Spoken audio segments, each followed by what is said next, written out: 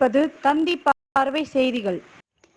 சிவகங்கை பாராளுமன்ற உறுப்பினர் கார்த்திக் ப. சிதம்பரம் அவர்களின் பிறந்தநாள் விழாவை முன்னிட்டு காரைக்குடி ஆதித்யா மருத்துவமனை நடத்தும் கண் மற்றும் எலும்பு சிகிச்சைகளுக்கான இலவச சிறப்பு மருத்துவ முகாம் காரைக்குடி காணிவாசல் அம்மா பூங்கா அருகே பழைய வீட்டு வசதி வாரிய சேவை மையம் கட்டடத்தில் நடைபெற்றது. இம்முகாமினை காரைக்குடி சட்டமன்ற உறுப்பினர் எஸ். மாங்குடி, சிவகங்கை மாவட்ட காங்கிரஸ் கட்சி மாவட்ட தலைவர் சஞ்சய்காந்தி முகாமினை துவக்கி வைத்தார்கள்.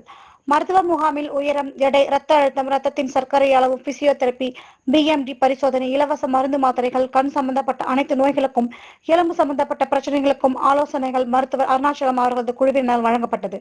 முகாமில் 200க்கும் மேற்பட்டவர்கள் பயனடைந்தார்கள்.